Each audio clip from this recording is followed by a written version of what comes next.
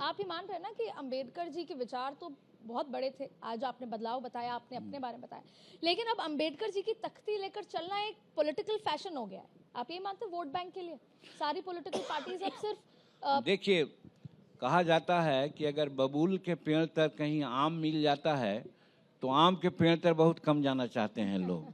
तो वैसे ही गत चुनाव में, लोकसभा के चुनाव में संविधान और आरक्षण को इतना ढंग से लोग ले गया समाज में कि थोड़ा सा भ्रम में लोग आ गया, जिसके चलते जो हम लोग चाहते थे कि एनडीए को जितना सीट मिले उतना सीट नहीं मिला। बावजूद उसके भारत की महान जनता ने हम ही को, एनडीए को ही शासन करने का अधिकार दिया।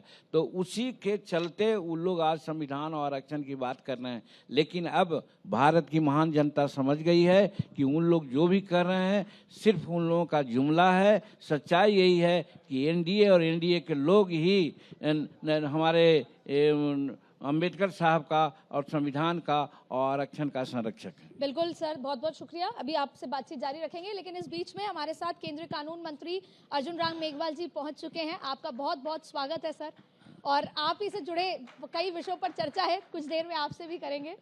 तो मांझी साहब, एक चीज़ आपसे समझनी है, क्योंकि आपने 2024 का जिक्र किया।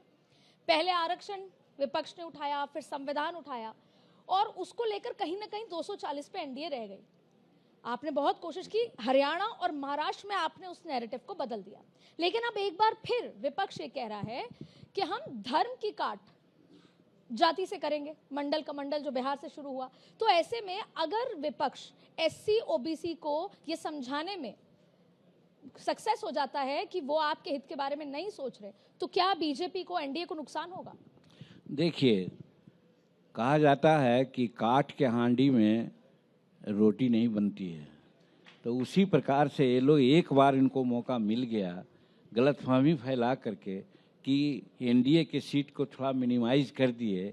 लेकिन इतना तो जानना चाहिए कि सब कुछ होते भर में भी भारत की इतनी महान जनता है कि हमको सत्ता में आने का एक तरह से जगह दे दिया। ठीक है, हम लोग एनडीए के ही लोग हैं, इतना तो मानना पड़ेगा।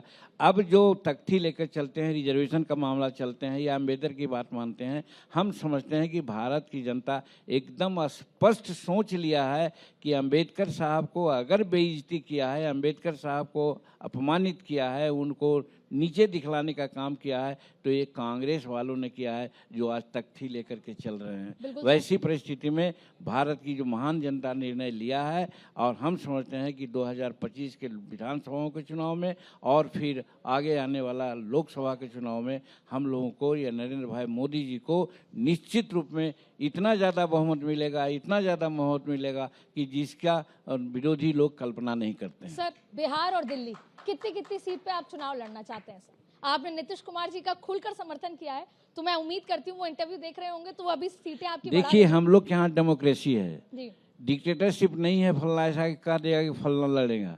हम लोग के यहाँ बना हुआ है, तंत्र बना हुआ है। एनडीए में लोग हम लोग हैं, एनडीए की कोर कमेटी होती है, बैठक करेंगे। मिलनी चाहिए सीटें, अब कितनी मिलनी चाहिए हम अपनी बात नहीं कर सकते। कल हमने एग्जीक्यूटिव की बैठक की है, उसमें कुछ तय हुआ है, कुछ और कोर कमेटी की बैठक होगी, उसमें तय होगा, और फिर उसके बाद जो हमारे एनडीए के साथी हैं उनसे वार्ता करके निश्चित रूप में हम लोग सम्मानजनक सीट लेकर के आगे बढ़ेंगे। और हमको विश्वास है नरेंद्र मोदी जी का जो नेतृत्व है और जिस प्रकार से जीतन मांझी पर उनका प्रेम और श्रद्धा है, हम समझते हैं कि जो सीट जैसा हम लोग चाहेंगे वो मिलना ही मिलना है। बहुत बहुत शुक्रिया सर, बातें बहुत हैं, अगली बार फिर करेंगे, लेकिन बहुत बहुत शुक्रिया आपका।